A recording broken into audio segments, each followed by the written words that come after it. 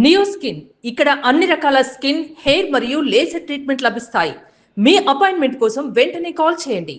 ఆయన చేసిన ప్రమోషన్ చూస్తుంటే నాకు నిజంగా భయంగా ఉంది.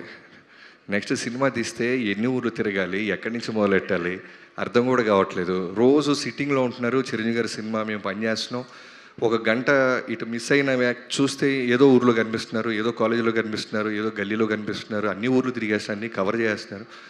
ఈ సినిమా 26th వస్తుందని ఈవెంట్ ఇది అక్కర్లా, ఆల్రెడీ జనానికి రీచ్ అయిపోయింది.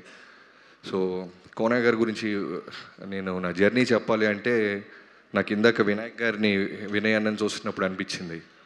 నేను మిస్టర్ పర్ఫెక్ట్ దశరథ్ గారి దగ్గర చేస్తున్నప్పుడు కోన గారి దగ్గర ఒక ప్లేస్మెంట్ ఉందని తెలిసి దశరథ్ గారు నన్ను కోన గారితో మాట్లాడి పంపించారు. అప్పుడు కరెక్ట్గా అదుర్స్ జరుగుతుంది. సో అదుర్స్ నా ఫస్ట్ ఫిల్మ్ కోన గారితో.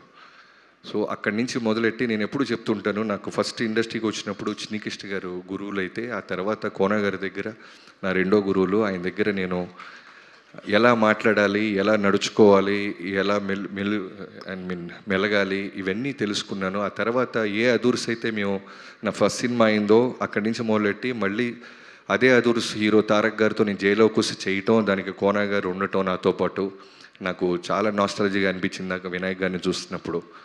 సో థ్యాంక్ యూ కోన గారు. మనం అంతా ఒక ఫ్యామిలీ లాగా ఉంటాం, నేను కోన గారు, చక్రి, మోహన్ కృష్ణ గారు, వినీత్. సో నాకు బాగా గుర్తు, జైల్లో కూసి అయితే మేము టీం పక్కాగా ఉండటం వల్ల నాకు తెలిసి 15 రోజుల్లో ఫస్ట్ హాఫ్, 16-17 రోజుల్లో సెకండ్ హాఫ్ రాసి బౌండ్ స్క్రిప్ట్ వెళ్ళి డైరెక్షన్ చేయటం జరిగింది. సో అంత సింక్లో ఉంటాం. అలానే ఈ సినిమా నేను లాస్ట్ టైం ఆల్రెడీ ఒక ఈవెంట్లో చెప్పాను, రోషన్ టీజర్ చూసిన వెంటనే రోషన్ చాలా చాలా మంచి యాక్టర్ అవుతాడు, ఆల్రెడీ యాక్టర్ స్టార్ మెటీరియల్ అవుతాడని. అంత బాగుంది ఈ సినిమా. ఇందాక నాకు సురేష్ బాబు గారు చాలా మంచి మాట అన్నారు. జనరల్గా ఆయన చాలా పిన్ పాయింట్గా చూస్తారు సినిమాని, అంటే ఆయన విశ్లేషణ చాలా బాగుంటుంది, నేను బాగా నమ్ముతాను. ఆయన ఏమన్నారంటే, ఈ సినిమాని చూశాను బాబు మొత్తం అనగానే నాకు ఒక పెద్ద క్యూరియాసిటీ పెరిగింది, ఏమంటారా అని. చాలా బాగా చేశాడు రోషను. ఎంత బాగా చేశాడంటే ఆ పేరు చాలా బాగా చేశారు. ఏదన్నా సీన్స్లో మనం ఫోన్ చూసుకునే అవకాశం లేకుండా అంత బాగా పర్ఫామ్ చేశాడు రోషన్ అన్నారు. సో సురేష్ బాబు గారు లాంటి ఒక గొప్ప వ్యక్తి అంత స్టేట్మెంట్ ఇచ్చారంటే రోషన్, ఇంకా చూసుకో, నీ కెరీర్ నువ్వు ఇంతే వినయంగా ఉంటే చాలు, నీ టాలెంట్ నిన్ను ముందుకు తీసుకెళ్తుంది. అలానే శ్రీదేవి, ఇందాక నేను చూసినప్పుడు నీ కళ్ళ నీళ్ళు చూస్తే అర్థమైంది ఎక్కడి నుంచి స్టార్ట్ అయ్యావు. ఎక్కడో చిన్న పసిపిల్లవి యూట్యూబ్లో వీడియోస్ చేసుకుంటూ ఇన్స్టాగ్రామ్లో ఇక్కడ దాకా వచ్చావంటే నీ టాలెంట్ కంప్లీట్గా నీ తల్లిదండ్రుల విషెస్, వాళ్ళ సపోర్టు. అండ్ రోషన్, నువ్వు కూడా నాకు తెలీదు, నువ్వు ఇన్స్టాలో చిన్న చిన్న రీల్స్ చేస్తూ ఇక్కడ దాకా వచ్చావని, ఎక్కడో డాన్సర్ అని బాగా హార్డ్ వర్క్ చేసావని తెలుసు, కానీ నీవే కదా, నువ్వు చేస్తేనే కదా వచ్చినాయి. అదే అంటున్నా, నువ్వు సర్ప్రైజ్ అయిపోయి షాక్లో ఉన్నావు. ఆ పాప కూడా అలానే, శ్రీదేవి కూడా. మీ ఇద్దరు కళ్ళే గమనిస్తున్నాను, మీ జర్నీ ఇక్కడ దాకా వచ్చింది, ఇంకా ముందుకు వెళ్తుంది. ఈ సినిమా ఖచ్చితంగా 26th రిలీజ్ అవటమే కాదు, చాలా పెద్ద హిట్ సాధిస్తని ప్రమోషన్స్, టీజర్స్, ఆడియో వల్ల నాకు కాన్ఫిడెన్స్ వస్తుంది. డైరెక్టర్ ఫస్ట్ సినిమా అయినా సరే కోనగారి సతీష్ తమ్ముడు, నువ్వు కోనగారి చేతుల్లో పట్టం చూసావా సినిమాని. నేను ఎప్పుడు ఒకటే ఫీల్ అవుతాను, నాకు ఇప్పుడు 6 సినిమాలు చేశాను. మనం ఎంత పెద్ద స్టార్తో చేసినా సినిమా ప్రమోషన్ చాలా చాలా ఇంపార్టెంట్. సినిమా రిలీజ్ అవుతుంది, ఆ సినిమాలో సాంగ్స్ కానీ ప్రతిదీ జనాల్లోకి తీసుకెళ్ళాలి. దానికి ఖచ్చితంగా ఒక ప్రొడ్యూసర్ ఉన్నవాడు చాలా చాలా ఇంపార్టెంట్. సినిమాకి డబ్బు పెట్టేవాడే కాదు ప్రొడ్యూసర్, సినిమాని జనాల్లోకి తీసుకెళ్ళేవాడు అసలైన ప్రొడ్యూసర్. సో ఈ సినిమాకి ఓ డైరెక్టర్గా నీకు ఆల్మోస్ట్ 80% టాస్క్లన్నీ కోనగారిని పక్క నుండి రాసేసారు ఎగ్జామ్ అని అర్థం అవుతుంది. I wish you all the best Satish. ఆ ఫస్ట్ టీజర్ వచ్చినప్పుడు కుర్రోడికి తాలిగట్టే సీన్ పెట్టించినప్పుడు అనిపించింది నాకు, నిజంగానే నువ్వు అందరిలో కొంచెం డిఫరెంట్గా ఆలోచిస్తున్నావు, ఖచ్చితంగా నీకు మంచి భవిష్యత్తు ఉంటుంది. తర్వాత Vijay, congratulations Vijay.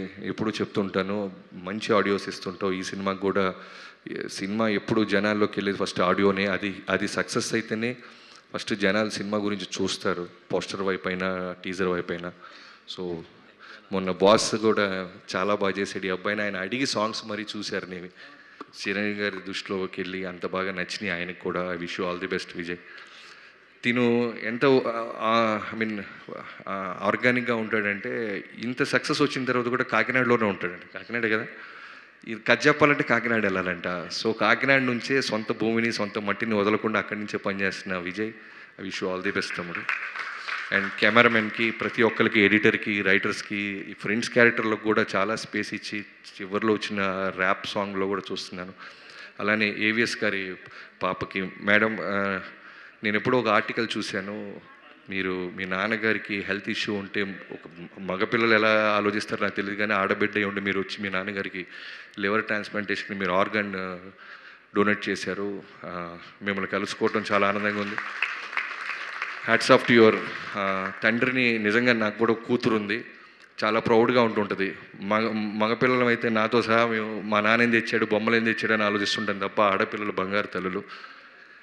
Thank you so much మీ మీ మంచితనానికి, మీ నాన్నగారిని ప్రేమించిన. సో ఇంకేమైనా మర్చిపోతే క్షమించండి. ఆ బెక్కం వేణుగోపాల్ గారికి ముందు మీ దగ్గర నుంచి మొదలైందంట ఈ సినిమా.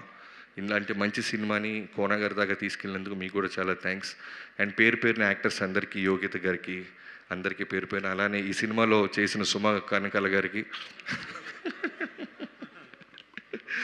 ప్రమోషన్లో భాగమైన సుమ కనకాలకి, అండ్ ముఖ్యంగా కోన వెంకట గారు డాటర్స్ పేరు మీద ఈ సినిమాని ఫస్ట్ టైం స్టార్ట్ చేశారు. I wish you all the best sir.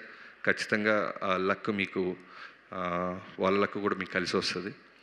ఎవరైనా మర్చిపోతే క్షమించండి సార్.